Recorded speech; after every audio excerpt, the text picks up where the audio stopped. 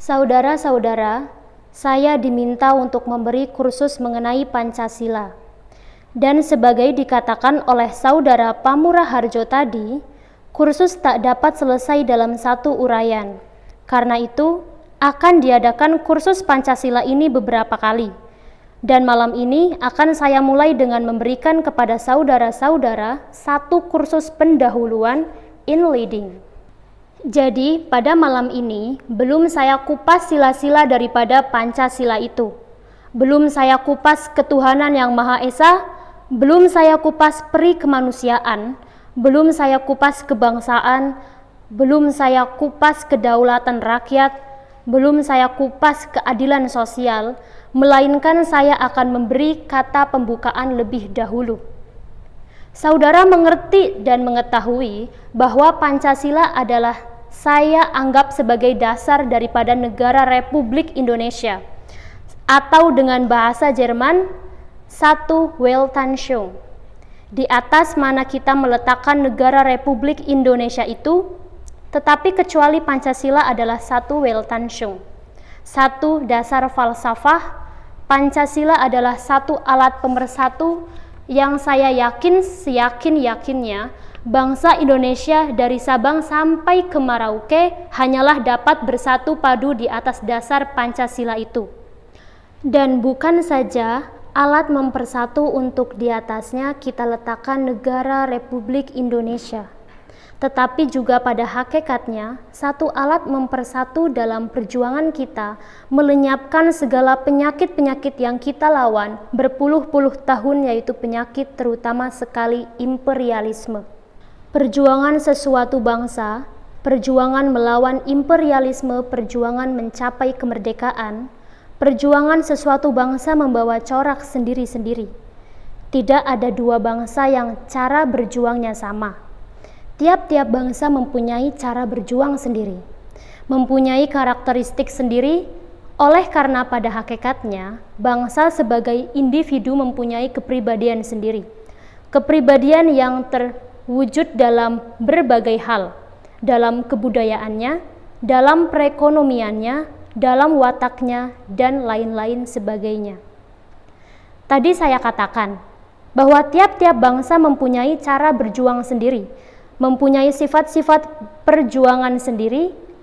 Coba saudara-saudara bandingkan, misalnya caranya bangsa Amerika dulu memerdekakan negerinya daripada kolonialisme Inggris, dengan caranya bangsa India memerdekakan dirinya daripada kolonialisme Inggris, dengan caranya bangsa Indonesia memerdekakan dirinya dari kolonialisme Belanda, atau dengan caranya rakyat Rusia menggugurkan kapitalisme.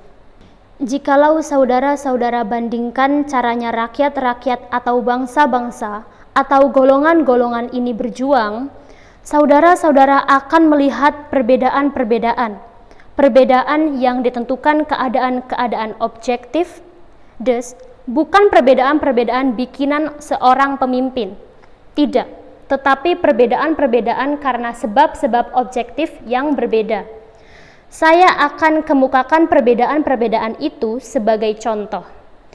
Menguraikan kepada saudara-saudara beberapa perbedaan antara cara berjuangnya orang Amerika, cara berjuangnya rakyat India melawan kolonialisme Inggris, cara berjuangnya rakyat Indonesia melawan kolonialisme Belanda, cara berjuangnya Rusia menggugurkan kapitalisme. Dari urian ini, saudara-saudara akan mengerti perlunya, sekali lagi perlunya bagi kita persatuan itu. Dari uraian-uraian ini, saudara-saudara akan mendapat pengertian bahwa perjuangan bangsa Indonesia hanyalah dapat berhasil jikalau seluruh rakyat Indonesia masuk di dalam satu kancah perjuangan. Perjuangan bangsa Indonesia, saudara-saudara, yang sudah kita alami berpuluh-puluh tahun ini, beberapa daripada misalnya perjuangan rakyat India, oleh karena imperialisme yang kita tentang adalah pula lain daripada imperialisme yang ditentang oleh bangsa India. Imperialisme itu macam-macam, mempunyai corak-corak sendiri, sifat-sifat sendiri, terutama sekali waktu ia lahir. Pada saat sesuatu imperialisme lahir, pada saat sesuatu imperialisme tumbuh. Imperialisme itu membawa corak sendiri tergantung daripada ibunya, dan ibu imperialisme adalah kapitalisme. Sebagaimana anak bayi manusia pada waktu lahirnya telah membawa sifat watak sendiri, tergantung daripada sifat watak orang tuanya. Maka demikian pula imperialisme pada waktu lahirnya membawa corak watak sendiri tergantung daripada induknya, yaitu kapitalisme. Nanti di dalam pertumbuhannya, dalam bahasa asingnya, Uitkrooi, sifat dan watak imperialisme itu lantas mendekati satu sama lain. Bahkan kadang-kadang menjadi satu konglomerat daripada imperialisme yang tak mudah kita bisa membedakan sifat wataknya satu daripada yang lain. Kalau kita melihat perjuangan rakyat atau lebih tegas orang Amerika menentang kolonialisme Inggris, sehingga akhirnya bisa mengadakan Declaration of Independence sebagai yang saya ucapkan di dalam pidato 20 Mei yang lalu pada tahun 1776, dan kita selidiki siapa yang sebenarnya berjuang, saudara akan melihat bahwa terutama sekali kaum atasan yang berjuang. Revolusi Amerika bukan revolusi rakyat, tetapi revolusi daripada kaum atasan di bawah pimpinan Thomas Jefferson, Thomas Paine, George Washington, dan lain-lain. Revolusi mereka berhasil membentuk satu tentara, yang tentara ini bertempur dengan tentara Inggris di Amerika, dan yang akhirnya dapat mengalahkan tentara Inggris itu, sehingga tentara Amerika ini bisa menang. Thus, revolusi Amerika terhadap kepada kolonialisme Inggris adalah satu revolusi yang tidak meliputi seluruh rakyat. Bagaimana revolusi India? Saya memakai perkataan revolusi di dalam arti yang luas. Jangan mengira bahwa revolusi adalah selalu disertai dengan penggunaan senjata. Dalam arti yang luas, revolusi adalah satu perubahan yang hebat sekali, cepat. Di dalam pidato pembelaan diri saya, tak kala saya diperiksa di muka hakim Hindia Belanda, saya telah mensitir ucapan seorang profesor yang termasyhur bahwa revolusi adalah in Umgestaltung van Grundaus, artinya perubahan dari bawah sama sekali. Di dalam arti itu, saya memakai perkataan revolusi India terhadap kepada kolonialisme Inggris. Revolusi India ini dilakukan oleh siapa? Pada hakikatnya, revolusi India dilakukan oleh satu kelas middenstand dan bourgeoisie India. Kelas menengah dan kelas bourgeois India dengan mempergunakan tenaga daripada rakyat. Beberapa dengan Amerika boleh dikatakan revolusinya tidak mempergunakan seluruh tenaga rakyat, tetapi sekedar satu kelas, kelasnya Thomas Paine, kelasnya Paul Reyler, dan lain-lain sebagainya, yang berhasil membentuk tentara dan tentara ini bertempur dengan tentara Inggris. Revolusi India adalah revolusi daripada kaum pertengahan, middenstand, dan bourgeoisie, dengan mempergunakan tenaga daripada rakyat. Nanti akan saya jelaskan lebih luas. Revolusi Indonesia, dan di sini pun saya pakai perkataan revolusi itu dalam arti yang seluas-luasnya. Thus, jangan hanya berpikir dalam istilah 17 Agustus 45, tetapi berpikirlah dalam istilah sebagai yang saya uraikan dalam pidato 20 Mei yang lalu. Istilah gerakan nasional seluruhnya, revolusi Indonesia adalah revolusi seluruh rakyat. Maka revolusi Indonesia bisa berhasil. Ini nanti saya terangkan. Ialah oleh karena revolusi Indonesia, revolusi seluruh rakyat. Ya kelas buruh, ya kelas tani, ya kelas bourgeois kecil, ya kelas pertengahan kecil, ya jelas Embel Narenbon, ya kelas pemuda-pemuda, seluruh rakyat. Berbeda dengan di India, rakyat ikut sebagai kuda tunggangan.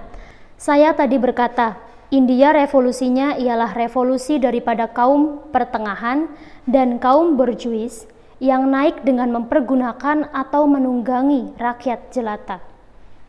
Satu contoh lain daripada revolusi demikian ini ialah revolusi Prancis.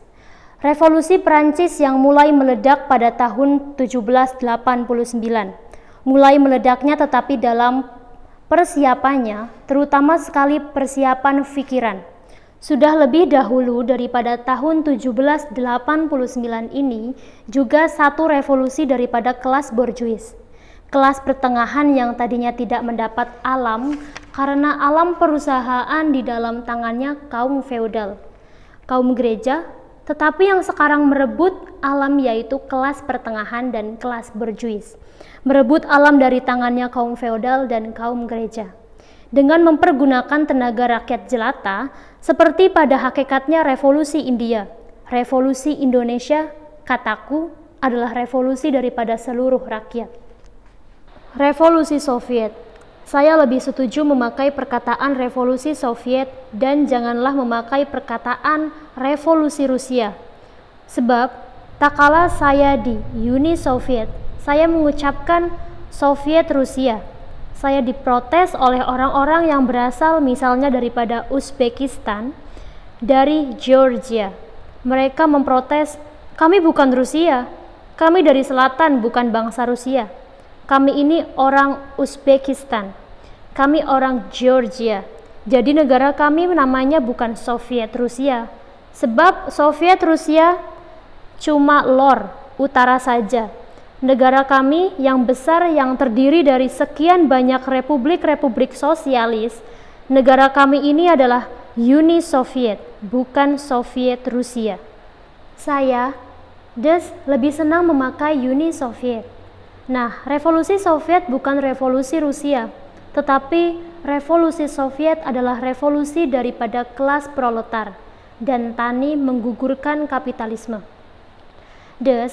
Di dalam revolusi Soviet ini, apa yang dinamakan bourgeoisie bukan saja tidak ikut, malahan menjadi objek penggempuran.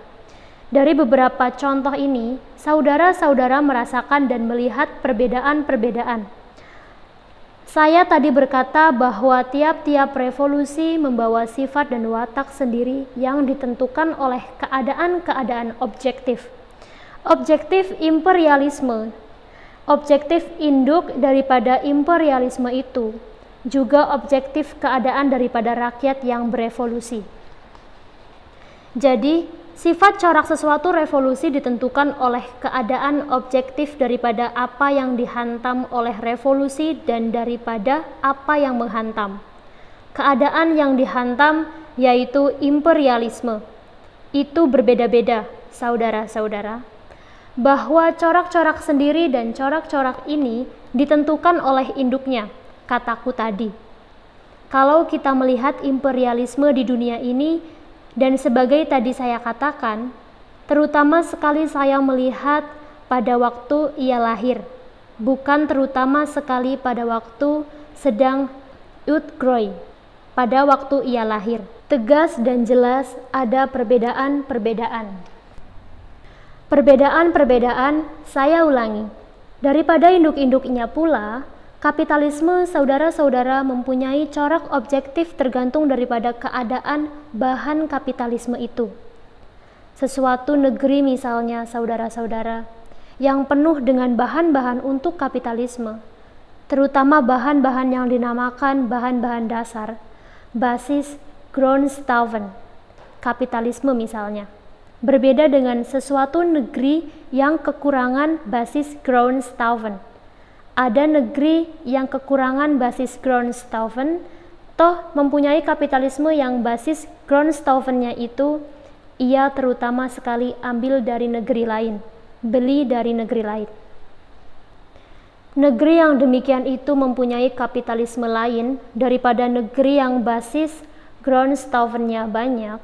Amerika, saudara-saudara, Inggris, negeri Belanda, Spanyol, dan lain-lain negara adalah beberapa negara yang mempunyai kapitalisme dan oleh karenanya menjalankan imperialisme. Saya ambil contoh-contoh Amerika, Inggris, negeri Belanda, Spanyol sebagai klasik Vorbilden, contoh-contoh klasik daripada kapitalisme dan imperialisme. Amerika dulu mempunyai koloni-koloni, Inggris mempunyai koloni-koloni. Malahan Inggris mempunyai empire yang di situ matahari tak pernah terbenam karena luasnya empire-nya. di mana matahari terbenam lantas terbit lagi, di sana terbenam sudah terbit lagi di sini. Negara Belanda mempunyai koloni. Spanyol dulu banyak koloninya, sedangkan tinggal beberapa restan. Masing-masing kok mempunyai sifat corak sendiri-sendiri. Apa sebabnya?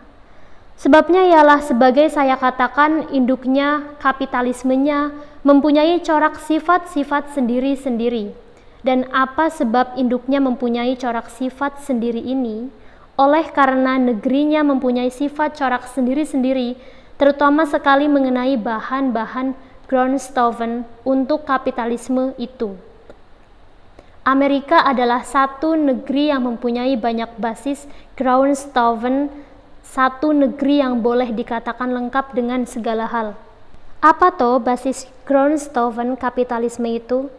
Ya, terutama sekali biji besi, arang batu, metal-metal, logam-logam lain, dan lain-lainnya.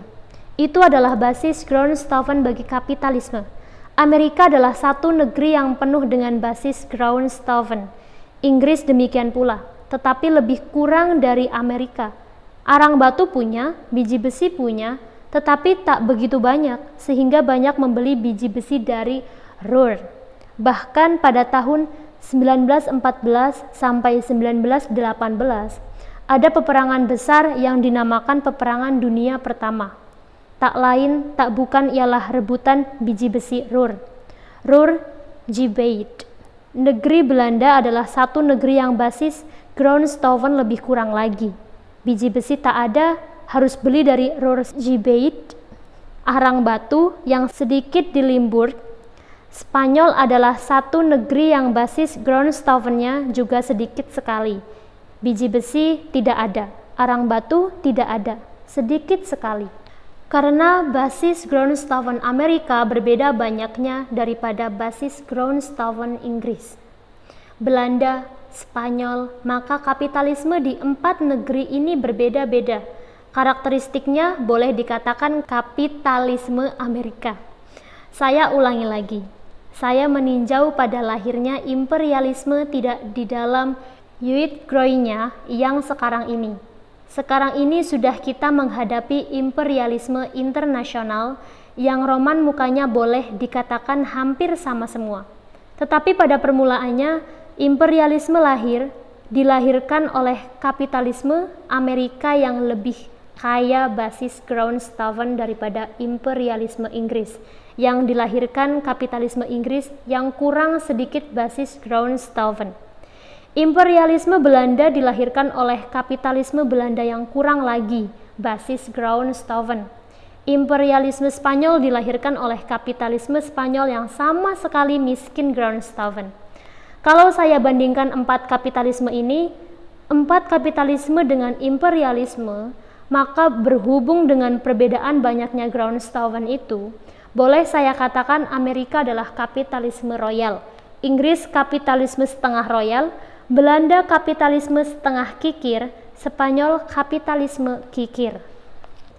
Imperialisme ialah anak daripada kapitalisme itu.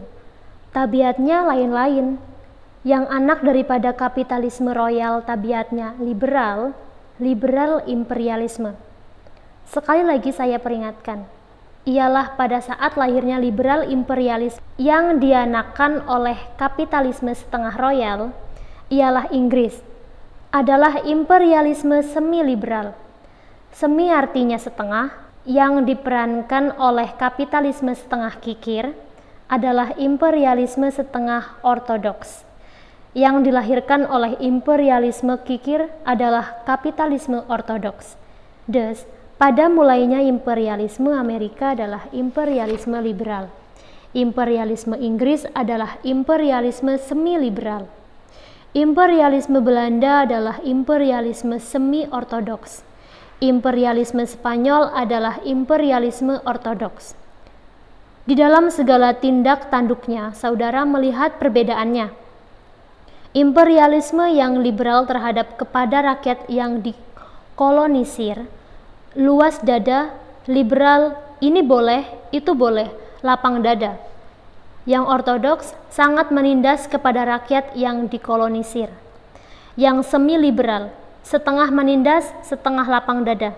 Yang semi ortodoks adalah setengah, ya kasih jalan sedikit-sedikit untuk boleh berpikir, boleh ini, boleh itu, tetapi pun menindas. Apa sebab saudara-saudara kok imperialisme Inggris semi-liberal, imperialisme Belanda semi-ortodoks, imperialisme Amerika liberal, imperialisme Spanyol ortodoks? Sebabnya saya buat perbandingan sekarang supaya lebih terang lagi bagi saudara-saudara. Ialah imperialisme Inggris di India dan imperialisme Belanda di Indonesia. Nanti saudara mengerti, oh, Bung Karno itu kesitulah maunya. Mau menerangkan kepada saudara-saudara bahwa reaksi kepada imperialisme Belanda ini tidak boleh lain daripada seluruh rakyat bersatu padu, yang nantinya sampai menjadi dasar uraian Pancasila. Imperialisme Inggris di India sudah saya tidak bicarakan imperialisme Amerika. Di Filipina, saudara-saudara sudah tahu, memang tadinya itu liberal sekali. Tak kala Filipina jatuh di dalam tangan imperialisme Amerika. Lekas mereka buka sekolah ini, buka sekolah itu, buka ini itu, kesan pada rakyat Filipina laksana bolehlah, bolehlah. Sehingga di dalam tempo 1904 sampai 1947, kurang daripada 50 tahun, Filipina boleh menjadi satu bangsa yang merdeka, tetapi ya dengan beberapa injeksi-injeksi dari Amerika. Sebaliknya, kita melihat di India sampai ada perjuangan rakyat yang hebat, di Indonesia pun ada perjuangan yang hebat. Di Filipina dulu ada perjuangan rakyat Filipina yang hebat menentang imperialisme Spanyol yang ortodoks itu tadi. Imperialisme Spanyol itu sama dengan imperialisme Portugis sekarang yang di timur. Wah, ortodoksnya bukan main. Di pulau timur itu, misalnya salah sedikit, masuk penjara dengan rantai dibelenggu. Sampai sekarang, coba kalau saudara datang di bagian timur, di Atamboa, yang hanya beberapa kilometer dari daerah kolonisasi Portugis.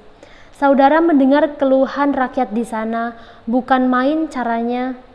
Rakyat ditindas, tidak diberi banyak sekolahan, cuma beberapa sekolah, main penjara, main penjara. Persis seperti imperialisme Spanyol di Filipina dahulu itu, ortodoks. Saudara mengetahui sejarah daripada pemimpin-pemimpin di Filipina yang menentang Spanyol. Namanya Dr. Rizal misalnya, yang ditembak Zonder. Banyak proses oleh orang Spanyol, manusia harum diingatkan kita. Dia adalah pemimpin besar rakyat Filipina menentang imperialisme Spanyol yang ortodoks. Saudara mendengar nama pemimpin Ampolo Mario Mabini, juga pemimpin Filipina menentang imperialisme Spanyol. Saudara mendengar nama Aguinaldo, juga pemimpin Filipina menentang imperialisme Spanyol. Memang perjuangan rakyat Filipina menentang imperialisme di waktu imperialisme Spanyol ortodoks. Sebaliknya, rakyat Filipina juga berjuang terhadap imperialisme Amerika tidak sehebat perjuangan yang telah dilakukan di bawah pimpinan Rizal atau Aguinaldo atau Mabini. Sebabnya ialah perbedaan antara sifat corak imperialisme ini. Sekarang saya mau jelaskan kepada saudara-saudara lebih jelas imperialisme Inggris di India, imperialisme Belanda di Indonesia. Saya tadi telah berkata kepada saudara bahwa Inggris adalah negeri yang basis groundstones-nya boleh dikatakan cukup. Biji besi ada, batu bara ada, keperluan-keperluan untuk membangun kapitalisme ada. Boleh dikatakan Inggris bisa membangunkan kapitalisme tanpa bantuan basis groundstone negeri lain. Karena itu, pagi-pagi saudara-saudara kapitalisme Inggris sudah berkembang biak.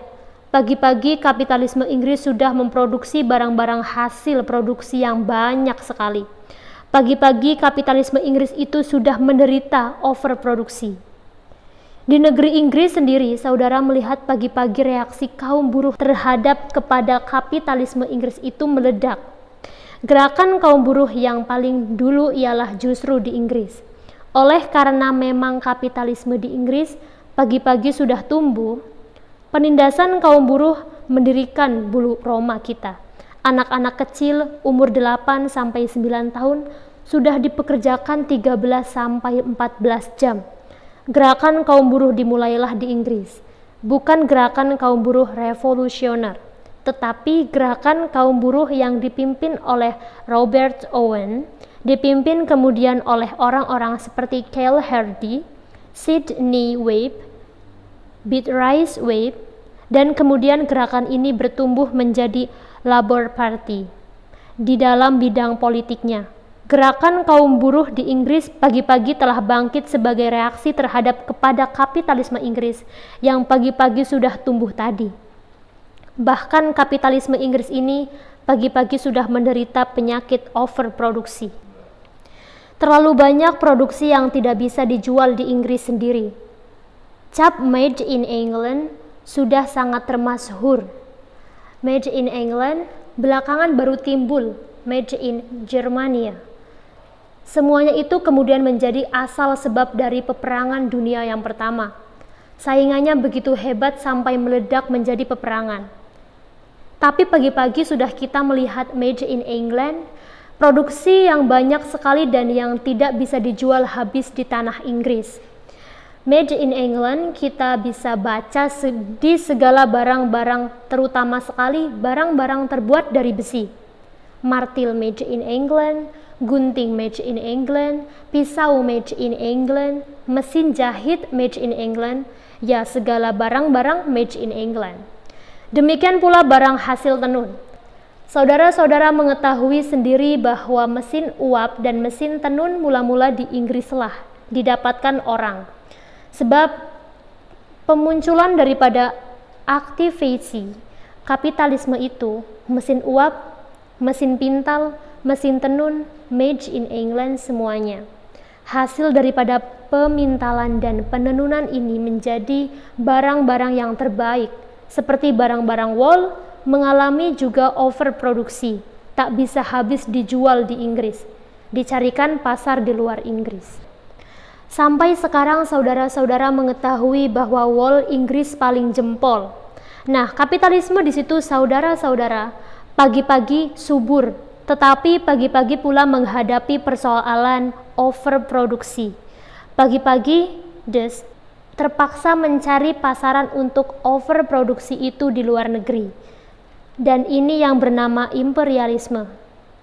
Imperialisme dalam arti yang modern, barang-barang ini dibawa ke negeri orang lain untuk dijual di negeri orang lain itu, terutama sekali India.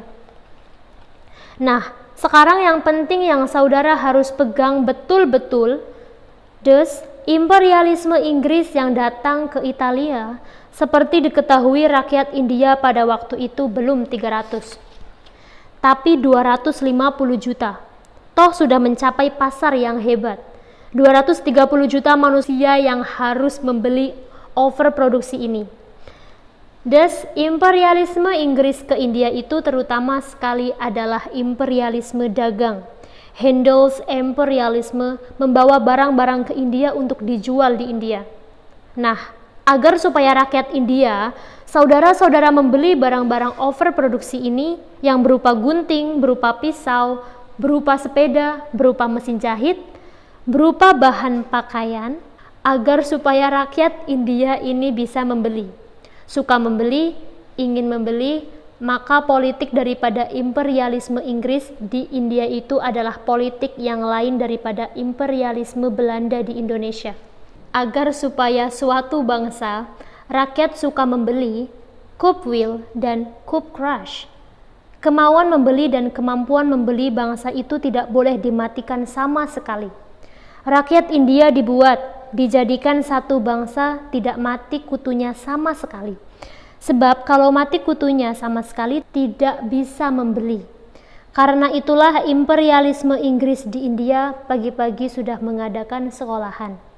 Bahkan pagi-pagi telah mengadakan university.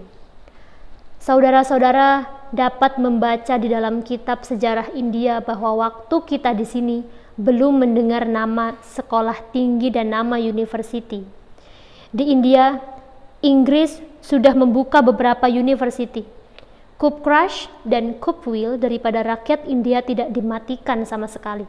Tetapi saudara-saudara, India adalah satu bangsa yang telah mempunyai satu kelas pertengahan dan kelas borjuis yang hendak tumbuh ditimpa oleh barang-barang hasil daripada overproduksi Inggris. Padahal kelas pertengahan dan kelas borjuis India ingin mencari laba, membikin uang, cari uang daripada penjualan barang-barang bikinan kelas pertengahan dan kelas borjuis India sendiri. Jadi yang paling merasa mendapat saingan dari Handels imperialisme Inggris itu ialah justru kelas pertengahan dan kelas borjuis yang upcomen dari India ini. Oleh karena itu gerakan menentang imperialisme Inggris ini mula-mula terutama sekali keluarnya dari kelas inilah yang kemudian membentuk di India itu Indian National Congress tahun 1885. Pemimpin-pemimpinnya ialah kaum kapital. Saya tidak bicara tentang Gandhi, itu belakangan, tetapi pemimpin-pemimpin India yang mula-mula itu semuanya kapitalis-kapitalis, semuanya pengusaha-pengusaha, orang-orang kaya ini dibantu oleh miliuner-miliuner, misalnya Tata. Tata yaitu satu pengusaha miliuner, membantu keras kepada gerakan ini. Oleh karena Tata pun merasa mendapat saingan hebat daripada produksi besi dari Inggris. Tata ialah pengusaha besi. Pabriknya besar di Jamshedpur. Dia membikin barang besi, membikin gunting, membikin pisau, membikin meja dari besi, bikin ini, bikin itu. Loh, ini import dari Inggris, terutama sekali dari Birmingham. Wah, des Tata ya sangat merasa mendapat saingan. Tata membantu kepada gerakan ini. Begitu pula miliuner Birla membantu keras kepada gerakan ini. Bahkan Birla itu sahabat karib daripada Mahatma Gandhi. Bahkan Mahatma Gandhi ini ditembak orang di rumahnya Birla. Saya tadi menceritakan bahwa gerakan daripada kaum pertengahan dan borjuasi India ini menunggangi rakyat India. Coba saudara-saudara lihat, semboyan daripada gerakan di sana itu, terutama sekali apa? Semboyan ekonominya ialah Swedesi. Ya, tentu gerakan Swedesi itu mempunyai harga-harga moral yang tinggi sekali bagi bangsa. Ya tentu gerakan Swedesi itu adalah baik bagi bangsa sebab dianjurkan kepada bangsa untuk membuat sendiri keperluan hidupnya. Swa artinya sendiri, desi dari perkataan desa, yaitu negeri sendiri. Swadesi artinya dari desa sendiri, dari negeri sendiri. Sebagai slogan memang baik sekali, tetapi tidak baiknya gerakan Swadesi ini ialah ia punya kekolotan. Tidak mau kepada kemodernan. Memang keadaan rakyat India yang hendak dipergunakan oleh kaum pertengahan dan kaum borjuasi ini tidak bisa diajak kepada kemodernan. Tidak bisa menggerakkan rakyat berpuluh-puluh, beratus-ratus miliun. Ayo kita bersama-sama mengadakan pabrik modern. Ayo kita bersama-sama mengadakan listrik. Tidak bisa usaha mengadakan pabrik modern. Mengadakan listrik, mengadakan kereta api, mengadakan kapal udara, segala modern.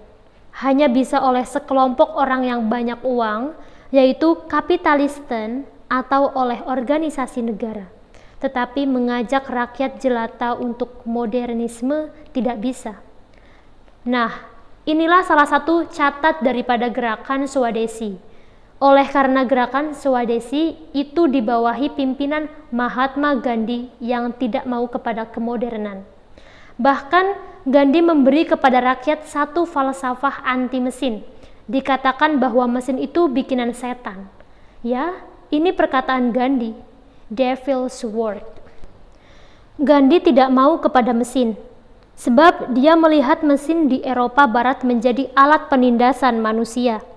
Memang dipergunakan kapitalisten di Eropa Barat sebagai penindasan. Maka oleh karena itu, lantas Gandhi berkata, jangan pakai mesin, mesin adalah devil's work, buatan setan.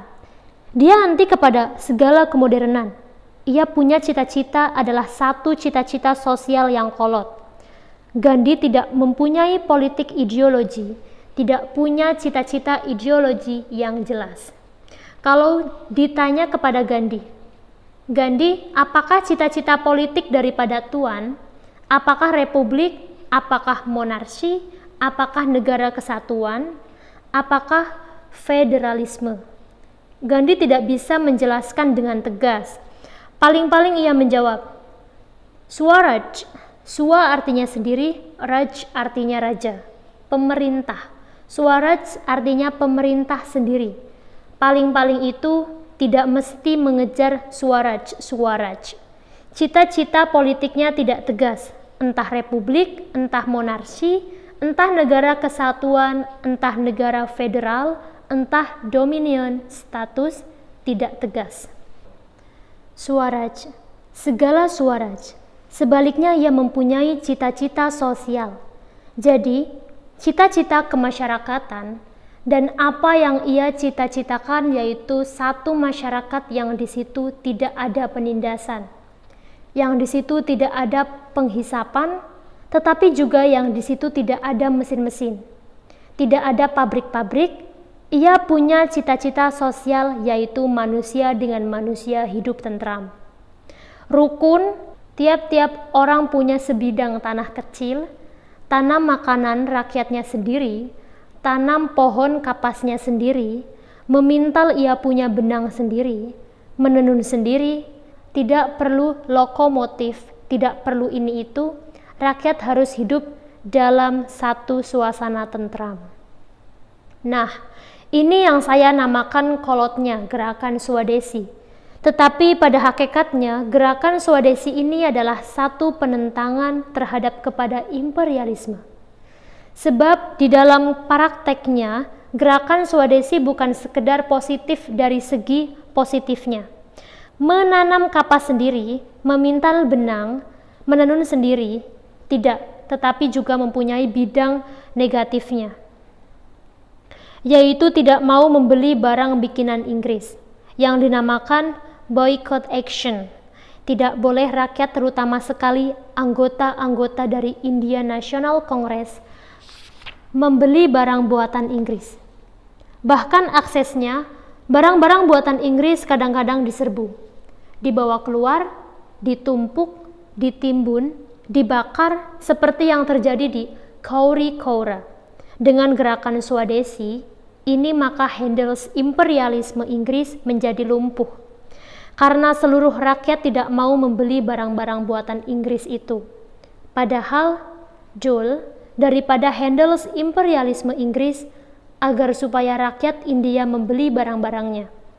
Ditentang oleh gerakan Swadesi, diboikot barang-barang Inggris, dan rakyat India mengadakan gerakan Swadesi positif, membikin barang sendiri, tetapi di dalam bidang kaum pertengahan dan kaum borjuasinya, ia memakai mesin-mesin pula. Saudara-saudara, kalau datang di Bombay misalnya, sekarang di Kalkula, saudara akan melihat pabrik-pabrik tenun yang hebat. Tata yang begitu membantu dengan uang kepada gerakan Gandhi. Ia adalah industri besi yang besarnya hanya dikalahkan industri Jepang Yuata Kaisha. Saudara-saudara, jelas, gerakan India adalah gerakan sebenarnya daripada kaum pertengahan dan kaum borjuasi yang timbul dengan mempergunakan rakyat jelata. Ada baiknya saya di sini menerangkan kepada saudara hal kenapa gerakan India itu tidak mempergunakan kekerasan. Memang saudara-saudara, situasinya lain daripada kita. Kita mempergunakan kekerasan, mengadakan physical revolution, karena kita pada bulan Agustus menghadapi imperialisme yang hendak kembali. Dan pada waktu itu ada kesempatan baik sekali untuk merampas senjata dari tangan Jepang. Bahkan di waktu pendudukan Jepang, dan tidak boleh saudara-saudara lupakan, kita 3,5 tahun mendapat kesempatan baik untuk melatih kita punya diri mempergunakan senjata. Di India tidak, kesempatan sedemikian itu tidak ada. Bahkan sekali lagi, Gandhi keluar dengan ia punya falsafah, yang bukan saja menentang devil's work yang berupa mesin, berupa segala hal yang modern, tetapi juga menentang penggunaan kekerasan. Ia punya falsafah, ialah apa yang dinamakan ahimsa. Tidak boleh mempergunakan kekerasan dan bikin saya kekerasan fisik. Bahkan mempergunakan kekerasan batin juga tidak boleh. Jangan menyakiti hati orang lain, begitu pula jangan menyakiti badan orang lain. Ahimsa yang di dalam permunculan bidang politiknya berupa gerakan satyagraha. Satyagraha artinya setia kepada kebenaran. Bagaimana setia kepada kebenaran? Tidak mau ikut atau membantu kepada yang salah. Tidak mau ikut, tidak mau membantu kepada yang salah. Dus di dalam bidang politiknya dengan kerjasama dengan pihak Inggris. Sebab pihak Inggris itu salah. Dus non-cooperation. Lah ini perkataan yang termasyur. Non-cooperation. Jangan kerjasama dengan pihak yang salah. Mau jadi MDNR Inggris, keluarlah. Letakkan kau punya jabatan. Dan kalau engkau tetap jadi MDNR Inggris, engkau ikut dia punya kesalahan. Jangan menjadi hakim di kehakiman Inggris. Jangan menjadi guru di sekolahan Inggris. Jangan menjadi anggota dari sesuatu din yang dibikin oleh Inggris. Satyagraha. Dan sekali-kali jangan mempergunakan kekerasan. Membandellah, hambalela. Membandel, jangan ikut, jangan mau, dan jikalau kau ditangkap, ya sudah, biarlah masuk di dalam penjara, biarlah jangan melawan. Dipukuli polisi-polisi, di sana itu pada zaman itu sama dengan polisi Belanda di sini, mempunyai pentung yang namanya lati. Meskipun engkau punya kepala hampir pecah kena pukulan lati, jangan membantah, membandellah, hambalela. Beribu-ribu, berpuluh-puluh ribu, pada satu saat 76.000 kaum gerakan satyagraha ini dimasukkan di dalam penjara. Itu adalah bidang politiknya, non-cooperation. Bidang ekonominya swadesi. Nah, begitulah asal mulanya gerakan India oleh karena menghadapi Handel's imperialisme. Kita bagaimana? Kita sekarang mulai menguraikan kita sendiri. Persatuan daripada tiap golongan, sedang di India kaum pertengahan dan kaum borjuis yang merasa mendapat saingan dan pukulan hebat daripada impor Handel's imperialisme yang menentang kepada Handel's imperialisme Inggris ini dengan mempergunakan rakyat India agar rakyat India tidak mau membeli barang-barang bikinan Inggris. Swadesi Satyagraha memang akhirnya berhasil. Pihak imperialisme Inggris kewalahan dan pada tahun 1947 India diberi kemerdekaan yang mempunyai Dominion status dan di dalam tahun 1950 tanggal 26 Januari oleh rakyat India Dominion status ini diganti dengan Republik India tetapi masih di dalam Commonwealth. Indonesia bagaimana? Indonesia tidak menghadapi hanya Handel's imperialisme. Apa sebabnya? Sebabnya ialah negeri Belanda adalah satu negeri yang miskin, yang kekurangan basis Hohenstaufen. Saudara-saudara tahu sejarah daripada imperialisme Belanda di Indonesia. Mula-mula dan kalau saudara membaca, Indonesia menggugat. Orang Belanda itu datang di sini sekedar untuk membeli barang-barang seperti cengkeh, pala, beli ini, beli itu, hasil-hasil pertanian di sini. Kalau ditinjau sejarah yang lebih tua, begini, dulu di abad 15-16 orang Eropa sudah mengenal cengkeh, pala, sutra bikinan Tiongkok dan sebagainya. Tetapi barang-barang ini, pala, cengkeh, sutra bikinan Tiongkok, ada juga cat merah dan lain-lain sebagainya. Didatangkan ke Eropa ini tidak seperti sekarang. Jalannya dulu ialah barang-barang dari Indonesia, pala, cengkeh, barang-barang dari India, barang-barang dari Tiongkok dan lain-lain sebagainya, semuanya boleh dikatakan dikumpulkan di Tiongkok lebih dulu. Dari Tiongkok lalu melalui jalan-jalan karavian, kafilah-kafilah melalui Sentral Asia, Asia Tengah, Padang Pasir Gobi, muncul di Middle East yaitu di Lebanon. Dari situ dibawa ke kota di sebelah laut Adriatic, Venesia. Dari kota Venesia diambil oleh perahu-perahu, kapal-kapal, pedagang dari Inggris, dari Belanda, dari negeri-negeri lain-lain. Dus pada waktu itu Venesia adalah satu kota transito. Barang-barang dari Tiongkok melalui Sentral Asia, pergi ke Libanon, ke Venesia, dari Venesia disebarkan ke Eropa Barat. Pada waktu itulah Venesia naik, dia punya kedudukan. Pada waktu itu istana-istana di Venesia yang indah, yang sampai sekarang menjadi kegaguman orang dibuat. Kalau saudara datang ke Venesia sekarang, saudara melihat istana dari marmer, itu buatan zaman itu. Gereja San Marco buatan dari zaman itu. Istana Togen buatan dari zaman itu. Abad 14, 15, 16, dan belakangan ini tukang mengambil cengkeh, pala, dan lain-lainnya itu mempunyai hasrat untuk mencari sendiri jalan pengambilan barang-barang ini. Lantas dikirimlah orang-orang untuk mencari jalan. Saudara tahu sejarah Vasco da Gama, Bartolomeus Dias, sejarahnya Cornelis de Ayelotman, dan lain-lain itu. Mereka itu mencari jalan ke tempat cengkeh, pala, merica, sutra ini. Mencarinya jalan ada yang ke barat terus dan dia terdampar di Amerika yaitu Columbus. Dan dia bertepuk dada merasa menemukan Amerika, padahal tidak. Lebih dulu daripada Columbus ialah Amerigo Vespucci yang menemukan Amerika. Kalau boleh memakai perkataan menemukan. Sebagian ke barat, sebagian dari negeri Belanda dan Spanyol mengelilingi Tanjung Harapan, ujung paling selatan dari Afrika masuk ke Lautan Hindia, ketemulah tempat-tempat merica dan cengkeh itu. Nah, dus bisa bertemu jalan ini, saudara-saudara. Belum ada terusan Zeus.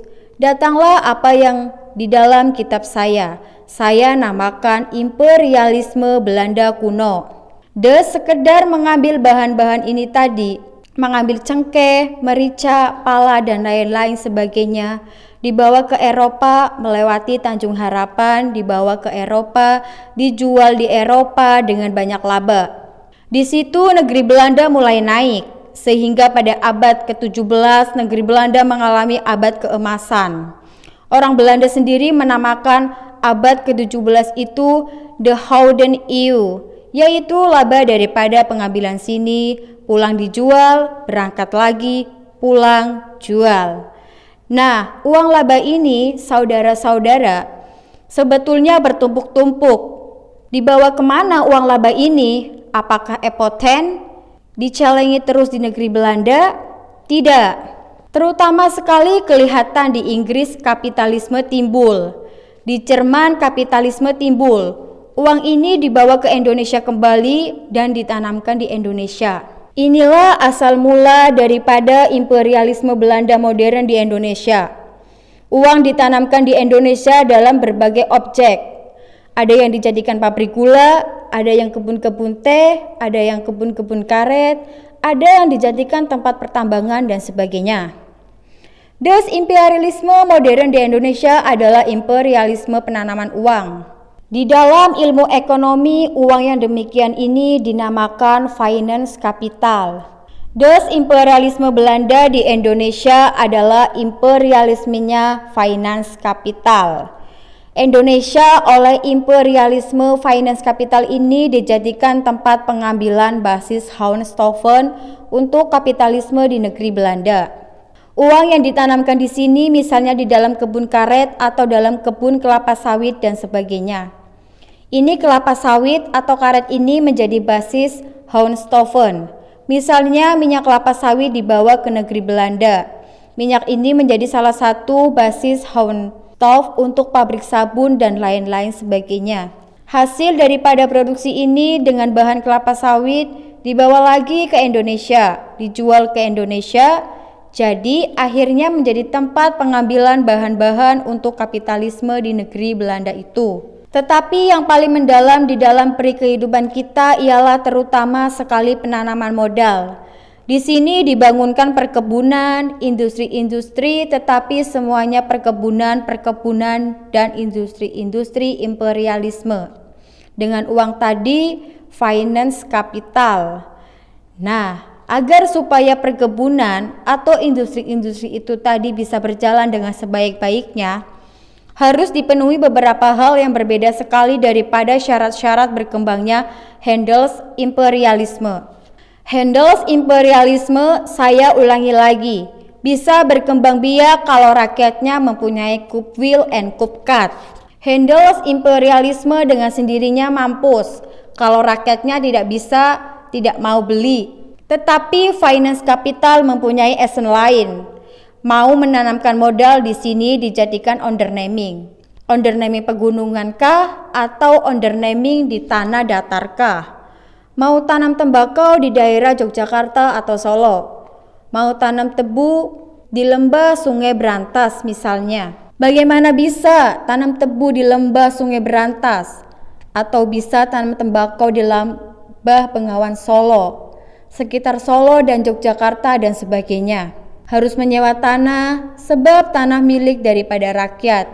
Agar supaya sewa tanah ini dimungkinkan, diadakannya ordonasi yang dinamakan Hohenhur Ordonnantie pada pertengahan abad ke-19 yang memberi kesempatan kepada pengusaha asing menyewa tanah daripada rakyat untuk ditanami tebu, untuk ditanami tembakau, untuk ditanami apapun. Agar supaya laba bisa tinggi, sewa tanahnya jangan mahal. Agar supaya tanah tidak mahal, leven standar daripada rakyat ditekan. Handels imperialisme malahan agak menaikkan leven standar, artinya dipiara Kupwil and Kupkat. Finance capital imperialisme malahan menekan supaya sewa tanah tidak terlalu tinggi. Sewa tanah itu ditentukan leven standar, standar hidup daripada rakyat. Rakyat yang standar hidupnya rendah akan sudah senang menerima sewa yang murah, kecuali sewa tanah. Finance capital yang menanamkan modalnya di sini itu memerlukan kaum buruh. Juga kaum buruh ini harus kaum buruh yang upahnya rendah. Kalau kaum buruh itu upahnya tinggi, labanya kurang bagi kaum imperialis. Des diusahakan dengan segala macam agar supaya kaum buruh upahnya rendah. Sampai kita pernah mengalami satu waktu, upah kaum buruh 8 sen satu orang sehari. Dihitung-hitung hidupnya rakyat Indonesia bahkan pernah segobang-gobang seorang sehari. Dihitung-hitung hidupnya rakyat Indonesia bahkan pernah segobang seorang sehari. Tetapi upah buruh pernah di suatu tempat itu 8 sen sehari, 12 sen seorang sehari, paling-paling 25 sen seorang sehari, minimum loan. Rakyat Indonesia dijadikan minimum late star. Ini istilah daripada seorang Belanda sendiri, daripada orang yang selalu saya sitir, yaitu Dr. Huender, yang mengatakan bahwa rakyat Indonesia itu adalah minimum late star. Segalanya itu minimum, kebutuhannya ya minimum, kebutuhan makanannya minimum, pakaian minimum, segalanya minimum, upahnya pun minimum. Sehingga konklusinya ialah yang sering saya katakan, rakyat Indonesia adalah invok van kuli inen kuli onder deneti. Inilah efek dan usaha daripada finance capital imperialis. Jangan diajarkan kepada rakyat kebutuhan-kebutuhan yang bukan-bukan. Sekolah-sekolah jangan lekas-lekas diberi, paling-paling sekolah yang sudah paling minimum. Di India tidak, kata saya tadi. Pada tahun 1865, kalau tidak salah, universitas yang pertama dibuka. Kita saudara-saudara sampai permulaan abad sekarang ini tidak mengenal akan universitas. Sekolahnya sekolah rendah semuanya. Sekolah menengah hanya untuk orang Belanda sendiri atau putra-putra daripada pegawai Indonesia. Dan sistemnya nyata. Sistem membuat kita menjadi kaum buruh. Saya pernah duduk di dalam sekolah rendah. Permulaan abad sekarang ini. Padahal waktu itu sudah tahun 1915. Sebagai murid daripada sekolah rendah itu, saya masih diajar ilmu ukur dengan midcating, rantai ukur itu. Kita murid-murid harus bisa mengukur halaman, mengukur sebidang tanah, tak lain tak bukan agar supaya nanti bisa menjadi mandor ukur. Jadi standar hidup direndahkan sekali, saudara-saudara. Bahkan demikian jauhnya usaha merendahkan leven standar kita ini, sehingga dulu Kelas pertengahan kita dan kelas borjuasi dulu sama sekali akhirnya juga paham. Dulu misalnya kita membuat bahan pakaian kita sendiri. Saudara kalau baca di dalam kitab-kitab yang ditulis oleh Komisi Minder-Wolfart Komisi atau kitab yang ditulis oleh Crawford, saudara masih bisa membaca bahwa di dalam abad ke-18 kita ini masih self-supporting di dalam lapangan tekstil. Ya, bukan tekstil mesin, tetapi tekstil tenunan. Sebagainya saudara lihat, di pulau-pulau Indonesia Timur sekarang masih ada di sana self-supporting barang tenun sendiri, misalnya di Sumba, di Pulau Kisan, dan lain-lain. Itu masih self-supporting, tetapi sebagai tadi saya katakan sebagian daripada laba finance capital ini dijadikan industri di negeri Belanda, antara lain industri tenun 20. Oleh industri tenun ini, saudara-saudara, matilah sama sekali Middenstand kita yang tadinya bisa membuat tekstil. Jadi meskipun di satu pihak, finance capital ini merendahkan standar hidup rakyat.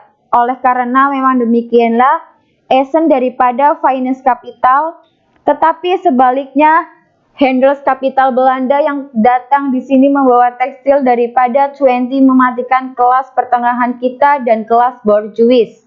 Bisa mematikan oleh karena import yang dibawa ke sini adalah import yang amat murah sekali, tidak sebagai import Inggris di India.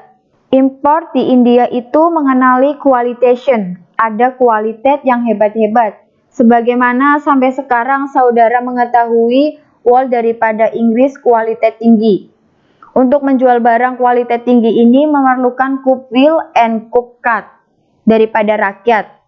Impor tekstil dari negeri Belanda ke sini bukanlah tekstil kualitas tinggi, bukan tekstil untuk kaum wanita yang berupa Bambergseide, bukan kain wol yang hebat-hebat seperti bikinan Lancaster. Tidak, impor kebanyakan berupa blacho kain mori, paling-paling kain hitam, kain merah, cita-cita yang murah. Saya mengalami saudara-saudara, dulu kain cita yang saya pakai 6 sen 1 elo. Dulu ukurannya itu elo 70 cm, jadi large quality. Dan itu tidak memerlukan satu bangsa yang level standarnya harus dinaik-naikkan. Cukup dengan satu bangsa yang level standarnya memenuhi esen daripada finance capital imperialisme itu. Sehingga saudara-saudara, akhirnya kita itu menjadi satu bangsa kelas kecil. Kita tidak mempunyai orang-orang yang kaya seperti di India. Di India mempunyai Birla, mempunyai Tata, mempunyai famili Nehru, Motilal Nehru, bapaknya Jawaharlal Nehru itu bukan main dia miliunernya. Orang bilang dia cucikan, dia setrikakan baju-bajunya itu di London.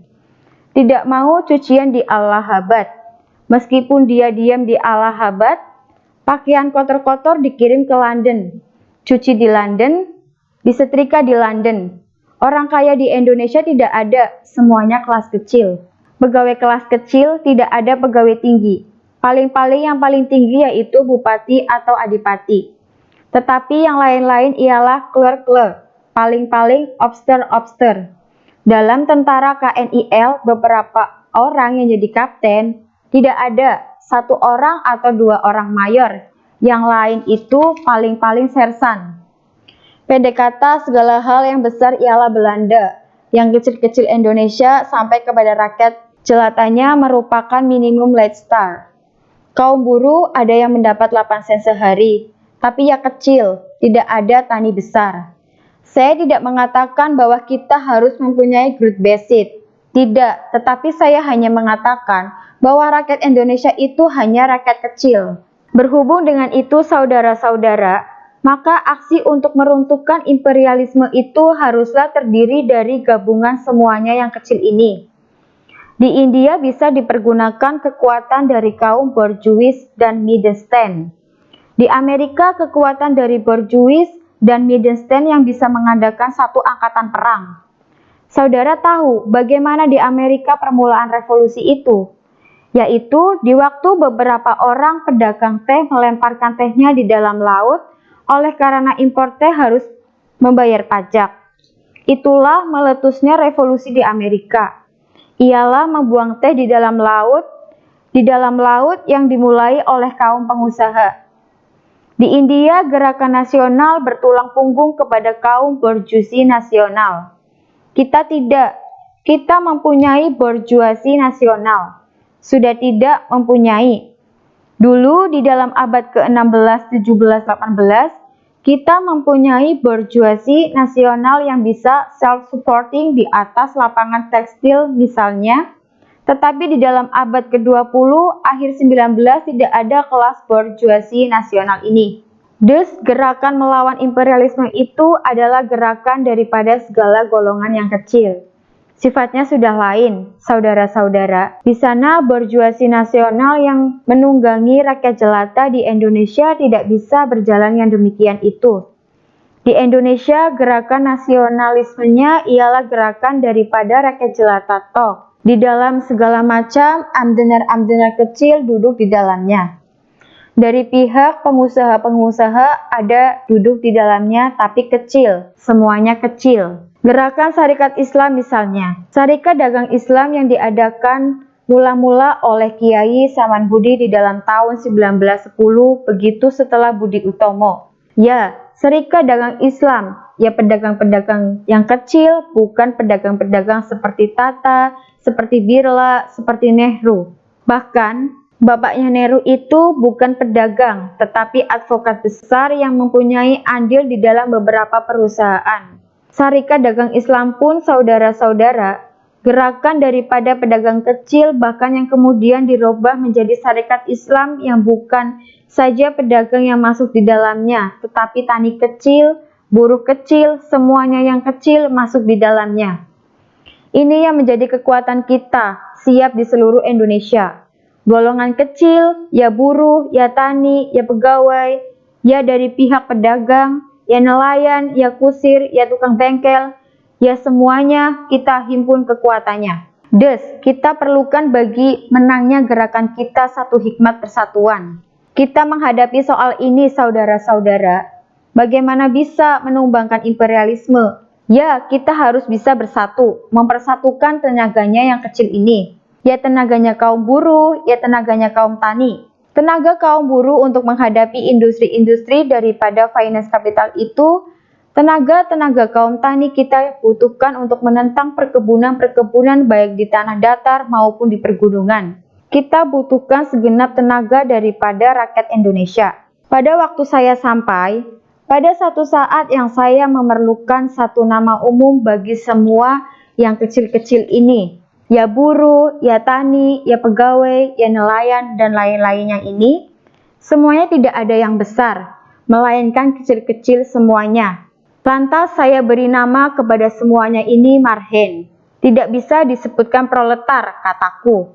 Sebab apa yang dinamakan proletar? Barangkali saudara-saudara sudah pernah mendengar uraian ini. Tetapi baiklah, saya uraikan sekali lagi. Apa yang dinamakan proletar? Pak, proletar itu kaum buruh. Tidak jelas. Marilah kita tanya kepada Karl Marx sendiri. Dia yang mengadakan perkataan, terkenalnya perkataan proletar. Menurut Marx, proletar adalah orang yang menjualkan tenaganya kepada orang lain dengan tidak memiliki alat produksi. Apa alat produksi? Kereta api adalah alat produksi. Bahkan gergaji, palu, dan lain-lain sebagainya adalah alat-alat produksi. Jikalau engkau menjualkan tenagamu di dalam sesuatu perusahaan, tetapi engkau tidak ikut memiliki alat produksi, tidak ikut memiliki pabrik, tidak ikut memiliki mesin, tidak ikut memiliki martil-martil, palu-palu, gergaji-gergaji di dalam pabrik itu, kamu cuma menjual tenagamu saja. Engkau adalah proletar. Dan ini definisi dari semua yang jual tenaga. Kaum intelektual pun insinyur yang menjualkan tenaganya kepada satu perusahaan besar, perusahaan Philips, Unilever apapun, engkau hanya menjualkan tenagamu sebagai insinyur. Dengan tidak ikut memiliki pabrik Unilever atau pabrik Krupp, engkau adalah proletar. Tetapi namanya ialah intelektual, proletar intelektual. Padahal ya rumah, gedung rumah yang didiami, engkau pergi ke pekerjaan dengan mobil yang mengkilap. Engkau adalah insinyur, engkau adalah dokter, engkau adalah ahli kimia, atau yang mengkilap, tidak miskin, tetapi yang engkau jual hanya tenagamu, pikiranmu, tidak ikut memiliki alat produksi. Engkau adalah proletar. Thus, si insinyur proletar, si dokter ilmu kimia yang bekerja kepada Bayer misalnya, proletar. Cuma ya intelektual proletar. Saya memerlukan satu istilah buat ini, si kecil-kecil semuanya itu tadi. Buruh kecil ya proletar, dia masuk di dalam golongan yang saya carikan istilah. Tani kecil perlu juga istilah bagi si tani kecil ini. Tetapi si tani kecil ini bukan proletar, sebab ia punya alat produksi milik sendiri. Si nelayan kecil masuk di dalam golongan yang saya carikan istilah, tetapi dia bukan proletar. Alat produksi milik dia sendiri. Si tukang gerobak kecil, ia tidak punya gaji. Gerobaknya dia punya sendiri. Kudanya yang kurus itu dia punya sendiri. Lah, ini namanya apa? Saya carikan pada suatu ketika untuk semua rakyat Indonesia yang kecil-kecil ini. Ceritanya ialah pada suatu hari saya berjalan di sebelah selatan kota Bandung. Kalau saudara mau tahu desanya, nama desanya Cigereleng. Di Cigereleng saya berjalan-jalan di sawah. Pada waktu itu saya memimpin partai. Saya jalan-jalan di sana melihat seorang laki-laki sedang menggarap sebidang tanah. Saya tanya, "Bung, ini tanah siapa?" "Gaduh Abdi." "Pacul ini siapa punya?" "Gaduh Abdi." Artinya Gaduh Abdi itu saya punya. "Gubuk ini siapa punya?" "Gaduh Abdi." "Engkau kalau sudah tanam padi ini, hasil padi ini untuk siapa?" "Buat Abdi." "Wah, engkau kaya." "Tidak, miskin." Maklum cuma begini, dan meskipun tanah punya saya sendiri, pacul saya punya sendiri, hasilnya pun saya punya sendiri, tetapi saya miskin, paling miskin. Coba lihat gubuk itu sudah reyot. Orang ini bukan proletar. Miskin, tetapi bukan proletar, sebab alat produksi milik dia sendiri. Sebaliknya sebagai tadi saya katakan, meskipun mobilnya mengkilap, kalau alat produksi tidak dimilikinya dan dia cuma menjual tenaganya saja, ia adalah proletar. Orang ini bukan proletar, tetapi miskin, seperti 95% daripada rakyat Indonesia adalah miskin. Saya tanya kepadanya, "Nama Bung siapa?" "Marhen," jawab dia. Timbul ilham, kalau begitu semua rakyat Indonesia yang miskin ini saya namakan Marhen. Ya yang proletar, ya yang bukan proletar, ya yang buruh, ya yang tani, ya yang nelayan, ya tukang gerobak, ya yang pegawai. Pendeknya yang kecil-kecil ini semua Marhen. Ini bahan kita untuk digerakkan bersama untuk menumbangkan imperialis.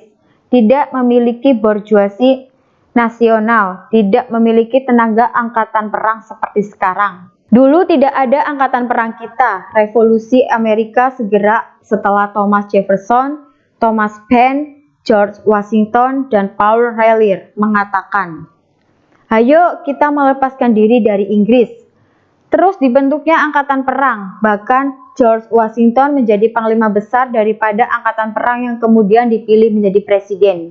Kita tidak mempunyai angkatan perang. Kita tidak mempunyai borjuasi nasional. Kita harus dan mutlakan harus hanya bisa mempergunakan tenaga daripada rakyat jelata sebagai satu verzamelnam yang saya namakan Marhen. Thus, sejak daripada mulanya atau lebih tegas sejak fase revolusioner daripada gerakan nasional kita harus bisa memegang panji persatuan. Sejak daripada fase revolusioner, jangan kira, tadi saya sudah peringatkan bukan?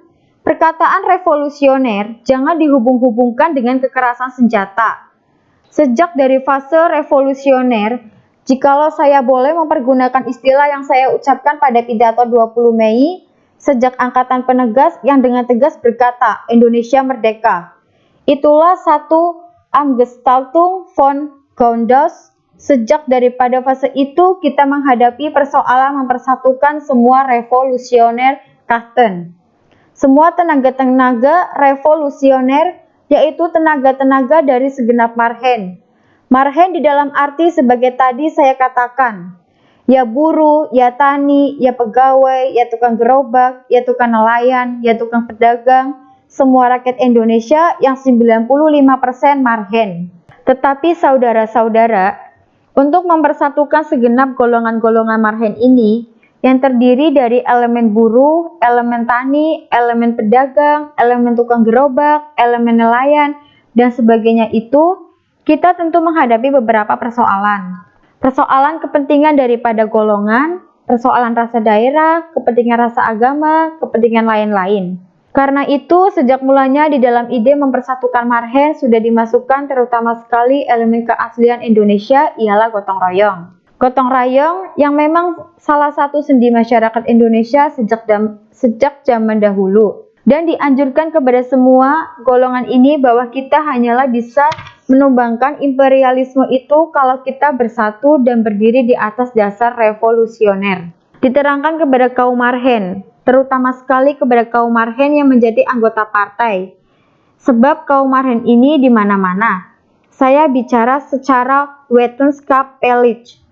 Jangan mengira Bung Karno memakai perkataan marhen itu karena mengingat TNI dahulu. Tidak. Saya tadi kan berkata, marhen itu meliputi semua. Di dalam partai-partai yang sekarang ini, di dalam PKI ya ada marhen, di dalam partai Mas Yumi ya ada marhen, di dalam partai Nahdlatul Ulama ya ada marhen, di dalam Gerwani ya ada marhen. Marhen di dalam arti rakyat Indonesia dari segala golongan yang kecil itu tadi, yang tidak bisa diberikan nama kepadanya proletar. Saya mencari satu istilah baru untuk menggambarkan kekecilan daripada rakyat Indonesia ini. Meskipun jumlahnya jutaan, tetapi ekonominya kecil. Saya carikan satu perkataan, satu istilah, yaitu istilah marhen. Di dalam arti yang demikian itu, saya pakai perkataan marhen itu tidak dengan ingatan kepada sesuatu partai. Marhen daripada semua golongan ini harus dipersatu padukan. Karena itu, sejak daripada semula Angkatan Penegas berkata, harus berdiri di platform revolusioner. Apa yang dinamakan revolusioner? Revolusioner di dalam arti Umgestaltung von Gaundaus. Perubahan radikal revolusioner di dalam arti menentang kepada imperialisme. Semua golongan yang ikut aliran zaman yang cepat, semua golongan yang hendak menumbangkan imperialisme, semua golongan itu adalah revolusioner. Ya dari buruh, ya dari tani, ya dari golongan apapun. Istilah revolusioner, saudara-saudara, jangan saudara campurkan kepada misalnya revolusioner harus proletar, atau revolusioner harus revolusioner orang yang berdiri di atas taraf, di atas platform demokrasi formil, atau revolusioner harus orang sosialis. Sosialis di dalam arti bukan PSI, tetapi di dalam arti menghendaki masyarakat sama rata, sama rasa, tanpa kapitalisme. Jangan dihubungkan dengan tiga hal ini. Revolusioner tidak harus hanya orang proletar saja, tidak harus hanya orang sosialis saja, tidak harus orang hanya yang berdiri di atas dasar demokrasi formil. Revolusioner adalah tiap-tiap yang menentang imperialisme. Revolusioner adalah tiap-tiap orang yang mengikuti kehendaknya zaman yang cepat. Misalnya kalau saudara-saudara berkata, tidak, revolusioner harus proletar.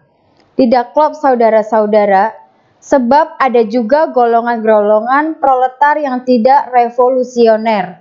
Misalnya gerakan kaum buruh di Inggris yang telah saya ceritakan, yang terdiri dari proletar-proletar saudara-saudara. Sejak dari pemimpin yang entah namanya McDonald, sebutlah pemimpin Labour Party Inggris Attlee, sampai kepada anggotanya taksi driver atau mesin worker atau dock worker, semuanya proletar. Attlee dahulu kaum proletar, McDonald adalah kaum buruh pertambangan batu bara, proletar. Begitu pula anggota-anggotanya, semuanya proletar, tetapi sama sekali tidak revolusioner. Sebab misalnya menentang kepada penuh daripada bangsa-bangsa, menentang kepada gerakan anti-kolonialisme 100%, menentang kepada memberi kemerdekaan penuh kepada India. Attlee memberikan kepada India, kalau boleh dipakai perkataan memberi, sebab kemerdekaan India adalah hasil keringat rakyat India sendiri. di dalam bentuk dominion status. Belakangan kataku tadi, WET 1947 dominion status. Tahun 1950 oleh perjuangan rakyat India sendiri. Dirubah menjadi republik masih di dalam gabungan Commonwealth. Thus, proletar Inggris saudara-saudara tidak revolusioner. Dus tidak klop bahwa perkataan revolusioner harus proletar. Demikian pula saudara-saudara akan berkata, revolusioner itu harus sosialis. Di dalam arti tadi masyarakat sama rasa, sama rata, tanpa kapitalisme. Tidak klop lagi. Misalnya gerakan dari rakyat Mesir, revolusioner yang sekarang memuncak kepada gerakan di bawah pimpinan Gamal Abdel Nasser. Revolusioner tetapi mereka tidak terdiri dari kaum sosialis. Bahkan aku pernah membaca satu uraian pemimpin besar revolusi yang menamakan gerakan Amanullah Khan. Dari Afghanistan itu revolusioner. Amanullah Khan adalah seorang raja Afghanistan yang di dalam tahun 1926 mencoba menumbangkan imperialisme Inggris, tetapi gagal. Amanullah Khan sama sekali bukan proletar, sama sekali bukan sosialis, bahkan namanya Khan.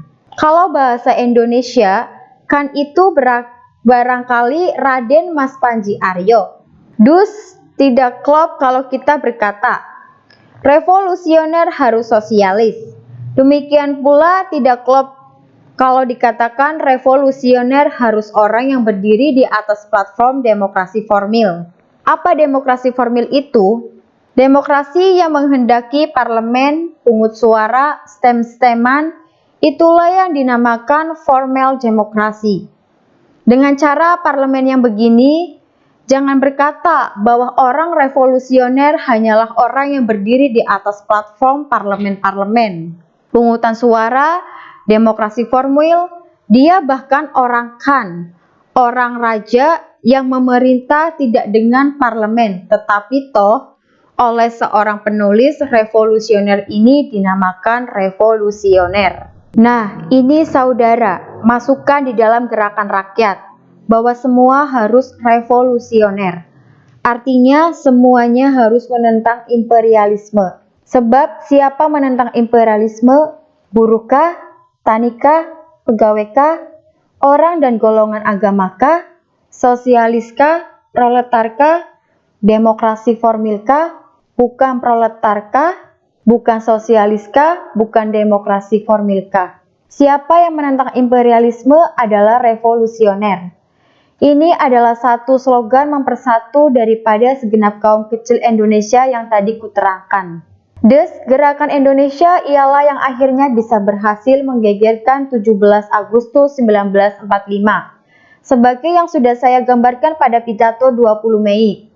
Demikian pula, sejak 17 Agustus 1945 sampai pengakuan kedaulatan tahun 1950, ternyata satu gerakan persatuan.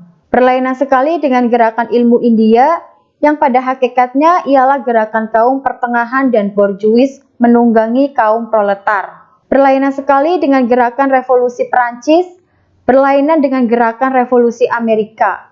Kita adalah satu gerakan dari seluruh rakyat dengan dasar persatuan dan revolusioner. Nah, saudara-saudara mengerti sekarang background daripada paham-paham ini. Dengan background inilah saudara-saudara dicarikan kemudian formulating sebagai Weltan saung agar supaya kita dapat meletakkan negara yang akan kita proklamasikan pada tanggal 17 Agustus 1945 itu di atasnya, yaitu Pancasila. Pancasila kecuali satu Weltan saung adalah alat nomor 1. Dan siapa tidak mengerti perlunya persatuan? Siapa tidak mengerti bahwa kita hanyalah dapat merdeka dan berdiri tegak, merdeka jikalau kita bersatu. Siapa yang tidak mengerti itu, tidak akan mengerti Pancasila. Kejadian-kejadian yang akhir-akhir ini, saudara-saudara membuktikan sejelas-jelasnya bahwa jikalau tidak di atas dasar Pancasila, kita terpecah belah. Membuktikan dengan jelas bahwa hanya Pancasila lah yang dapat tetap mengutuhkan negara kita, tetap dapat menyelamatkan negara kita. Oleh karena itu, saya harap saudara-saudara nanti kalau saya sudah menguraikan Pancasila ini, selalu ingat kepada background yang pada malam ini saya berikan kepada saudara-saudara. Bahkan kita membutuhkan persatuan dan bahwa Pancasila adalah kecuali satu Weltan Saum, adalah satu alat pemersatu daripada rakyat Indonesia yang aneka warna ini. Sekarang saudara-saudara telah pukul 10 lebih 3 menit. Saya kira sudah cukuplah sebagai inleading. Insya Allah 2 pekan lagi akan saya mulai mengupas Pancasila, sila per sila, sekian.